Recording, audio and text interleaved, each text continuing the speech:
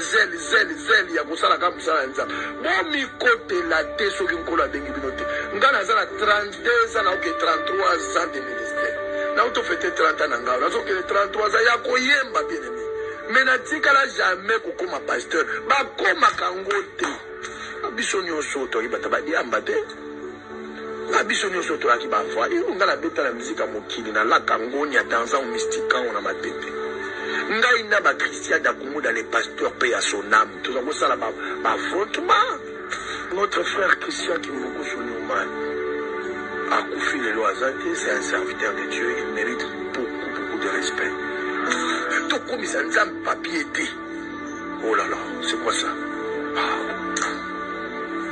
loba voilà vous comprendre ndenge pasteur azoloba ça qu'on appelle ce pasteur pour mini bakomara ba pasteur excusez-moi donc le frère José Nzit le frère José Nzit ndenge azoloba vraiment les autres ça la passi na bandeko yo ne diminue pas la puissance de Dieu comme ça Dieu est puissant nzamba ko bomo sikoyo vando kufi kusala nzambe te lia mbongo na yo lia sa biso nozo sa sa buso ba no sala okotsa buso ba no nzambe te pardon soko ngo vivre tika nzambe Dieu est capable ndenga kaka kunuka ba lion balia Daniel te capable ka na mango na 2 minutes na éviter okoko mape baba parce que okokosela musana nzambe makambo ayebite te c'est quoi ça? Nga na yebele otolo balanga ndengwana na oya pa note na okota masha na fuka na yebisa nzambe okoma baba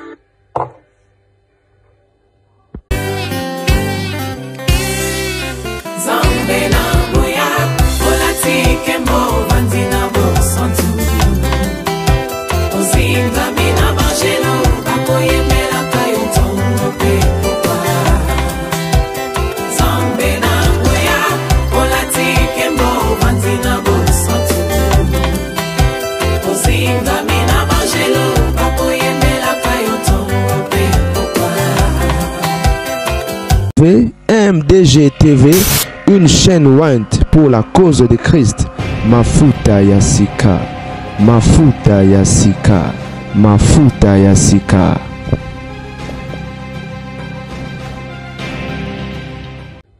MDG TV Mafuta Yasika, avec un grand GK dans le cadre d'actualité. Pour le bandit Koba Bolingo, Toebini, les grands réseaux sociaux, et qui zongi dossier.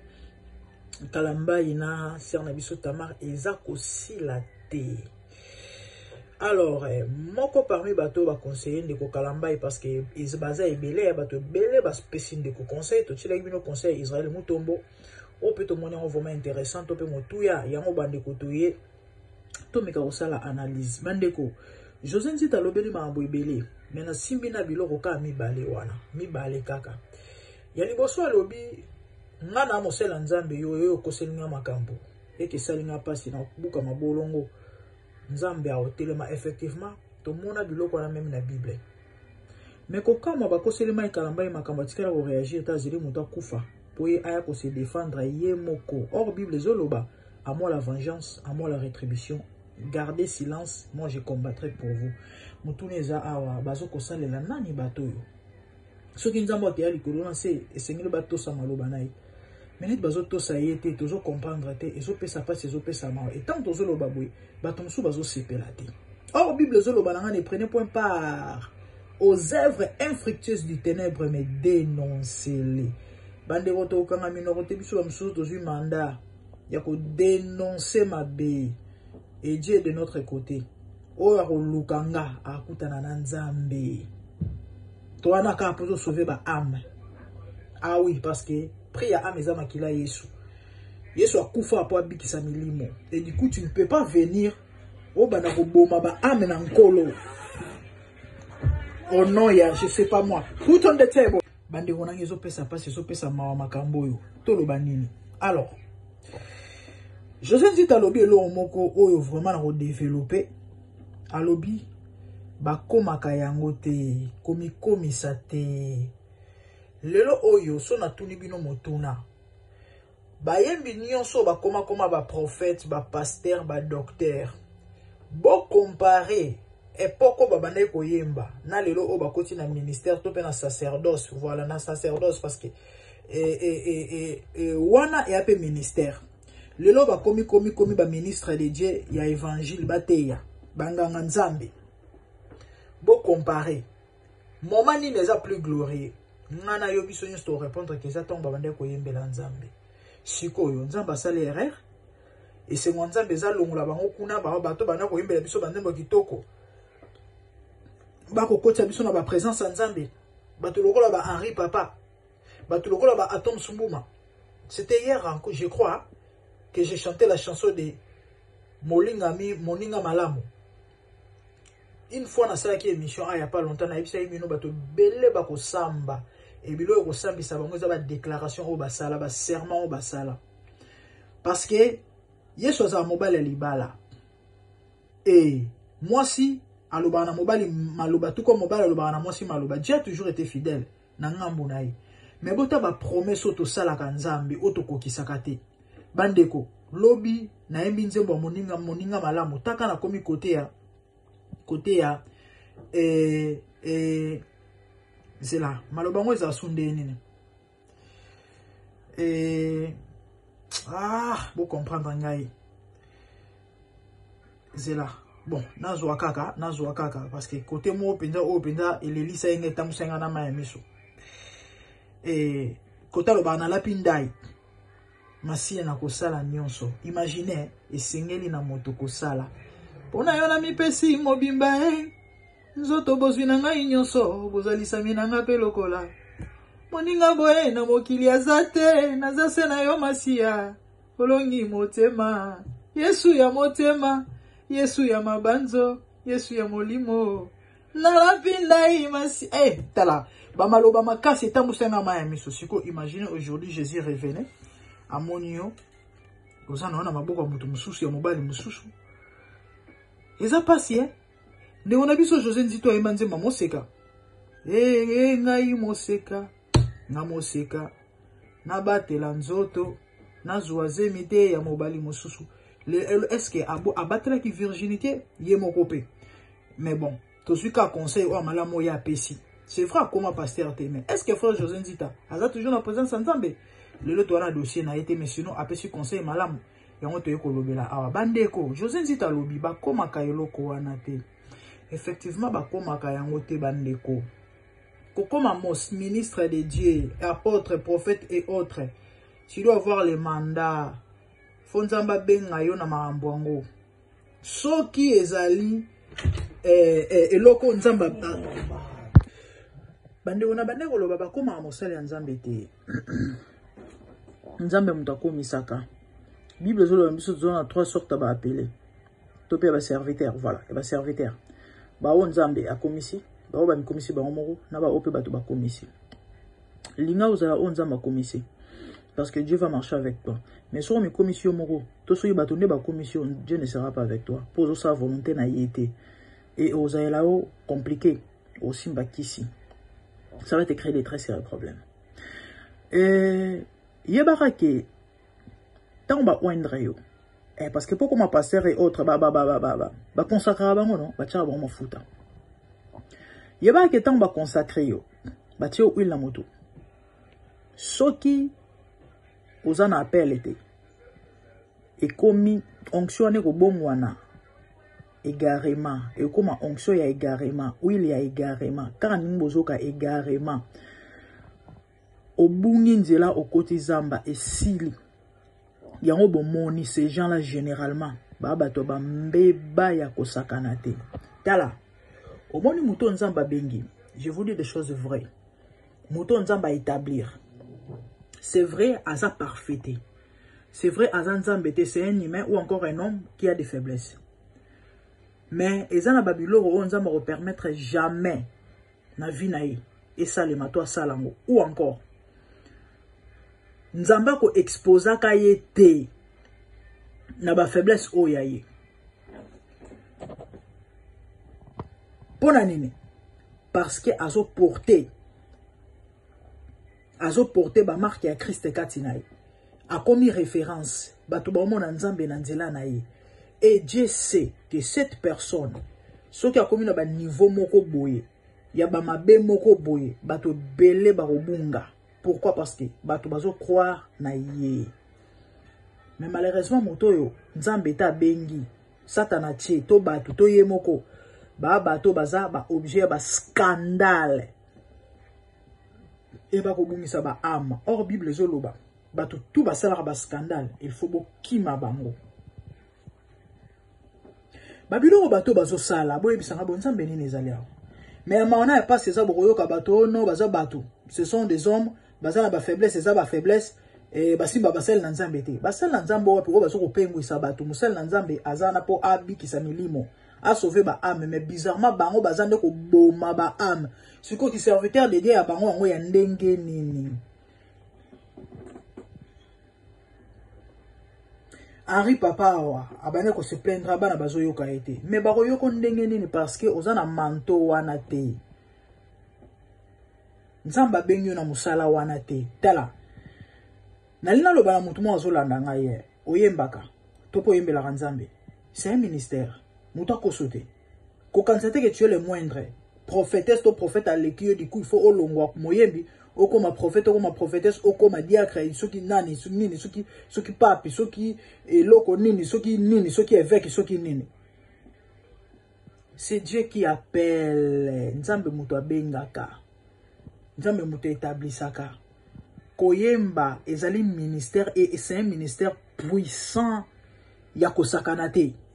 Ezaka nde bato kobeba onde ba ko bebisa image ya bayembi na nkolo mais sinon c'est un ministère ya kosakana te. Tant ba patrice banda koyemba na nkolo bato banda ko bika. Banzeba ba patrice ba coupe buluba et autres et bongolisa bato mitema. Et ça quand il faut à la ministre, il faut à la prophète, il faut à la soeur non. Tant que tu as véhiculer message. Alors ça l'évangélisation.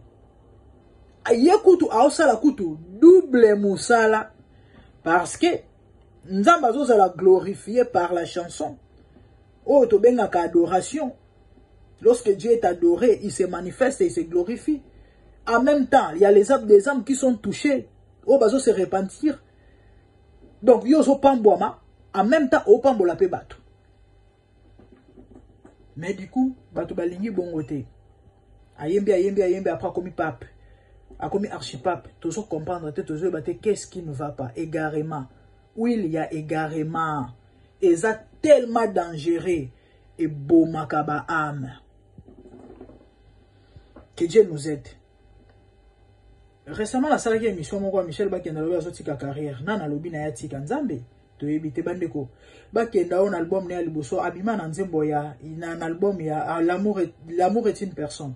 Nzembo mo kitoko. L'amour est une personne. Nanana to ebi nzembo wana. Je t'aime, tu le sais. Je te porte dans mon cœur. Et mon cœur bouillonne d'amour pour toi. Tu es mon Jésus. Na banda ko yoka album wana mikolo nyonso na ndako na ngana sombango deux fois CD wana. Yali boso 8 ans passés et que nana mutuka mona anokumba nazana permis. Ba policier ba telimisa na nzela ta ba boto ngaka CD kenda na yeba na bosa na fali na récupérer ba bilo monsieur na kati na tiki. Na yeko somba su CD wana ya Michel Bakenda. Ya mi bale wana pe na ebite so pe buka na so pe mutu azwanga ngo nazana ngo sute. Na kenda bisika na sombela ngo ezala yesute. Ka DVD. Nana oka plus ba CD parce que so na osa musique na osa musa na cuisine. Net ba weekend bo na beta na aka ba CD. Donc nazala na ba CD belé na ndako na boza na ngo idete. Mike Alamba, j'ai presque tous ses albums hein. À part Oya Souka Oya Bimikolo, j'ai presque tous les albums de Mike Alamba. Donc pour vous montrer que non, ce sont nos frères Tolingara Bango. Mais toko participer na ma BT, toko participer na Bouzo Bate. Banzembo la Bango, Tolingara Bango parce que les dons c'est Dieu qui donne. Ba talent et outa pas na nzambe pas na satanate.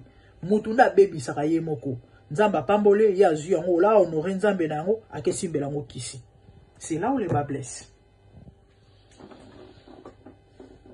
Michel Bakenda lobi azoti ka carrière. Ya koyemba to ebite po akoma nani to pe po asani bato ba milobeli certainement nga koma kaka pasteur parce que bon nyo sozo koma ba pasteur. Botala banzembo frère wana banda koyemba. Nzembo yo kombo na ngonini. Nalinga nzembo tellement makasi.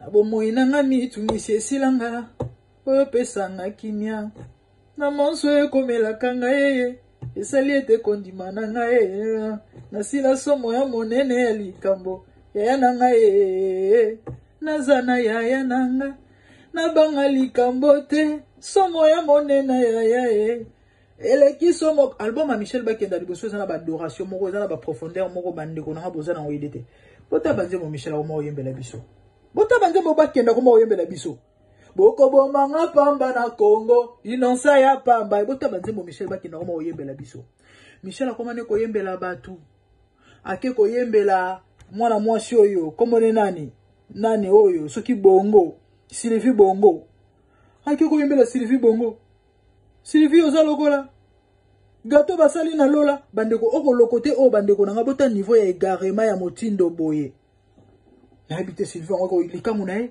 soka pesa ke mbongo ayembela mais attends yo zali moyembi na nkolo yo koyembela batute mobali na auto mwasi na ye okoyembela ye na cadre love ezaka neto lobala chéri maloba mais eze loko il faut peut-être souka na chambre na bino cantique de cantique Salomon ayembela mwasi bien que na Bible ba tiango parce que wana ezali significatif par rapport ya Christ et l'église et consort. Mais bien que quelque part, ça parle aussi de l'amour. Na bandenge moko boy.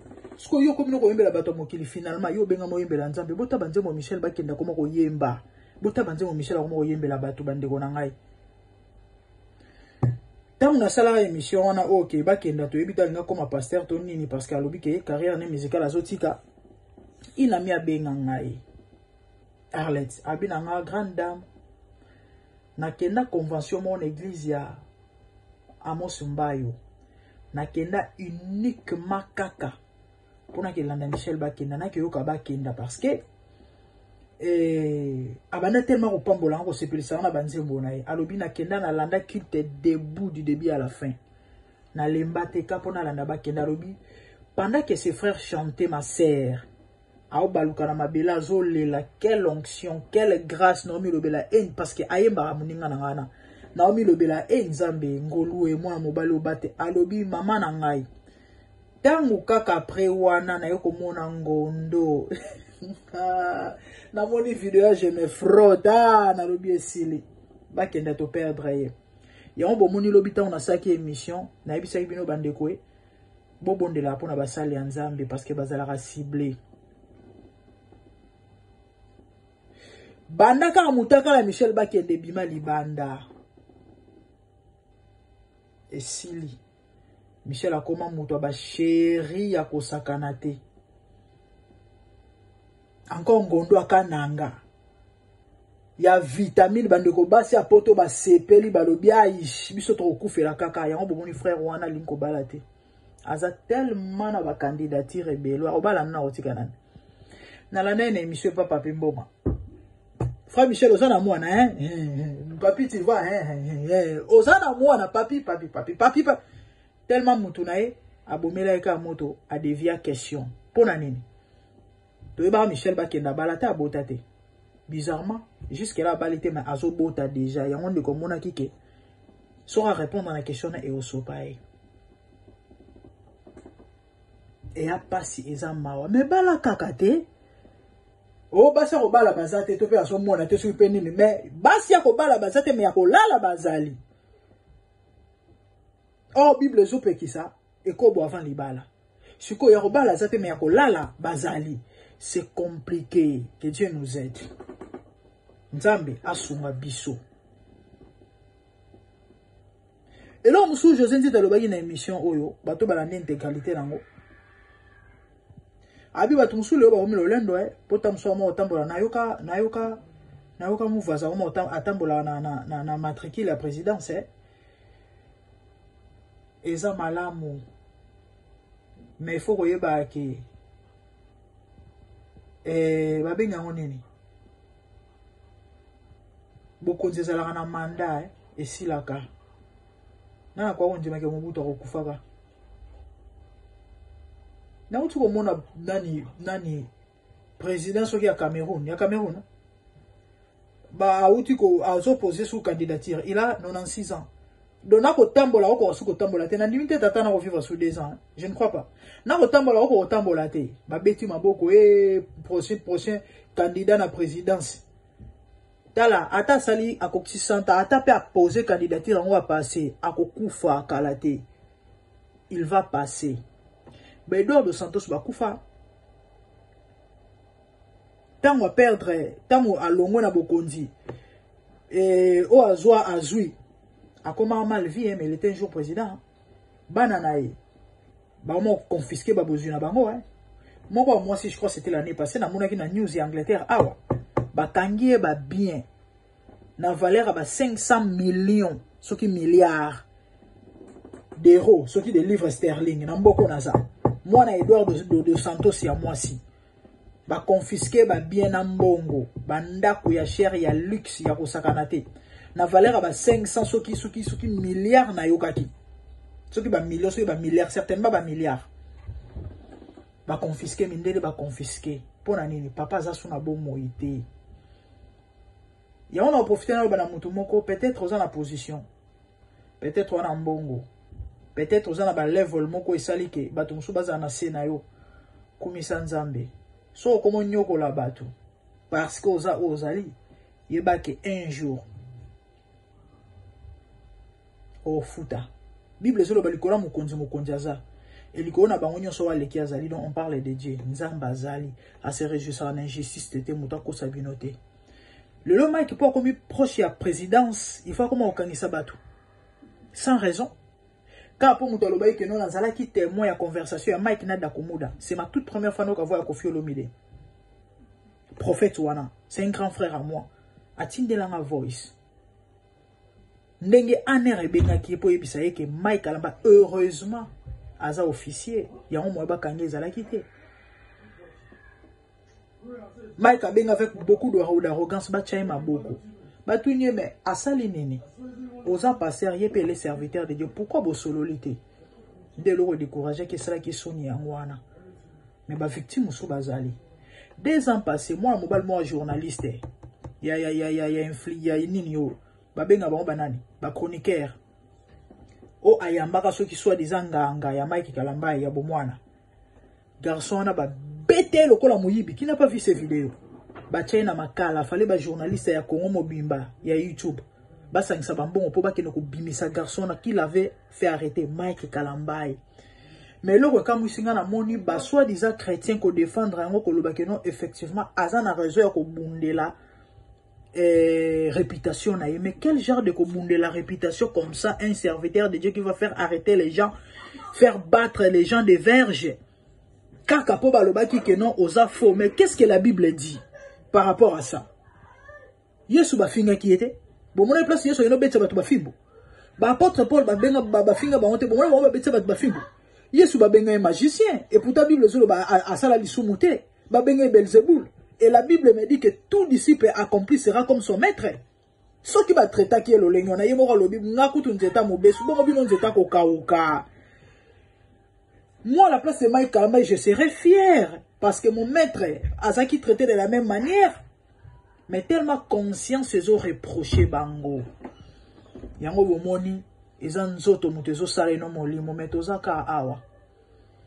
Bamambo nyo sozolo bama komba Mike Kalamba ezaka keza ya lokuta pas na raison.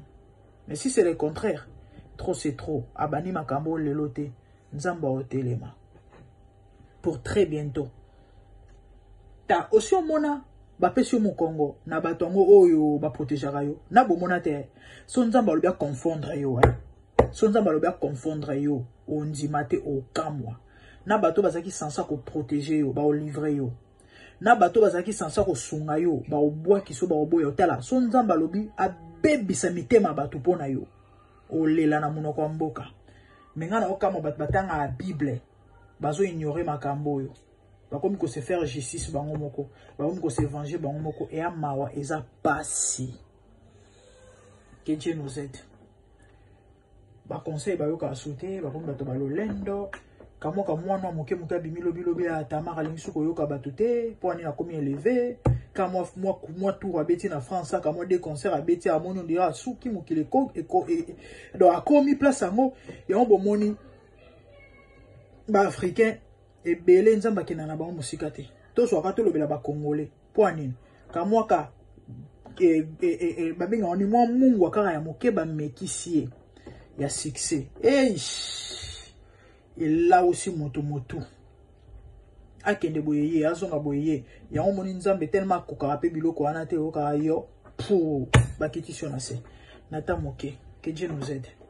Et marambo ezopesa pasi ezopesa mawa bandeko so tozolobela ngo ezaka poto benda matoi yo ezaka pona maekete ezape pona basusu karate même pona yo zolanda oyebi lobi te nzamba okomiso wapi oyebi te nzamba osana yo oyebi te nzamba omema wapi.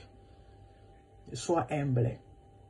Ba serviteur ebele lelo bozo mona bazako ko bunga oyo to bazako se comporter de ba n'importe comment ebele bazala briser te. So raté tape à brisement. Si ça no mission te. No mata wapi o koko manzama o bambana na se. So raté brisement. O koma na ote. Tu dois être brisé. Et tellement zalanzela mo souffrance ebele ba sedaka. Ebele ba koka na bango te. Ebele ba koka te ba sedaka na bango. Ya ombo moni mingi lelo lendo elati bango. Kindumba eza kolongwa te. Eza na makila. Olandi manzamba brisa l'excès na linyuka rien. Que Dieu nous aide. Mingi rolobezali bande konanga mais tozeka na besoin to pesa conseil. Nzamba pambo le frère José Nzita pona conseil sage à pesi. Ceux qui 32 ans au ministère tika na okoma pasteur te pona ni po ba koma yango te effectivement ba koma yango te. Ba koma yango te. Ah, que Dieu nous aide. Non, la bino vidéo mo on est na aussi la bino émission aussi tout va bien lobby. Ma kalamba ça délivrance. Alors soka batu maboko. Nzambe batu na mawe. Ah, Yesu et ba ça surtout ba basi. Ba so tout cas Mike kalamba. Et tout le monde tout le monde TikTok mère. Ba gena l'église kalamba ba ça normal. Ah, ba ça on foutait. Et à passer. Nzamba songa bandeko ba bongwana. Sinon te et aux alamara mingi. Que Dieu nous aide. Abonnez-vous massivement sur MDG de TV Mafuta Sika. Moi c'est la grande dame tout le monde aime Balasima. Commentez, likez, activez la cloche pour ne rien rater. Moi like ça là bien. Vous avez la émission mais 1000 vies mais vous n'avez même pas dans 100 likes. Hey, vous avez mis mais hein? Abonnez-vous, ça ne vous enlève rien. Soutenez votre bien-aimé. Moi abonnement, moi like et ça là bien. Je crois que nous avons l'orphelinat, tout le monde partenaire, bien que votre boss se manifeste. Et si aujourd'hui, Dieu permettait, nous avons YouTube, nous avons payé moi $100 et on laisse orphelin. Et yo, on landara vidéo, si nous avons liké et on s'abonner, nous avons au kanisa parce que c'est grâce à eux, sala, wanande salike, orphelin, on reçoit ta moi lipa. C'est ça. Tellement les gens ne se manifestent pas. Bon, tout ça, ben, monsieur, oui, c'est vrai, nous prêchons. Et tout ça, objectif, il faut que nous noté. Les rapports en bas à la sauver. Mais si nous avons va permettre de bénéficier pour tout ça, parce que c'est un vrai que je fais à dire. Et un bon oyo,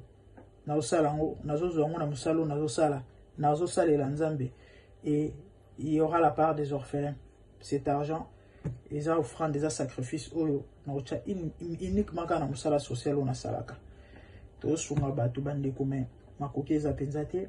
Mais tout ça là parce que ça et l'okonza matiena motema. Soutenez-nous na ba prière na bino. Soutenez-nous na ba bien na bino et ceux qui beaucoup qui matériel même financier et aux appels à l'ipamboli. Attends ba YouTube wana. Et beaucoup de personnes ba don ouais et beaucoup ça peut ba don na ba vidéo et na ba option moko wana o ko peut ko ça la transfert na mona on peut na ba bato belé ba tira ba mbongo boy surtout na ba émission ba live voilà donc vous pouvez aussi le faire. Que Dieu vous bénisse, sinon merci, au revoir, bye.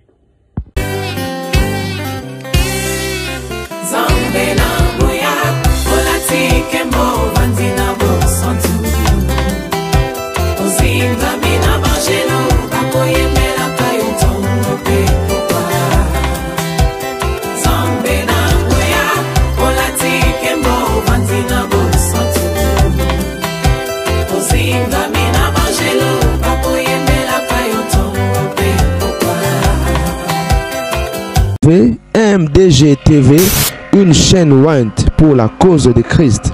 Mafuta ya sika, mafuta ya sika, mafuta ya sika.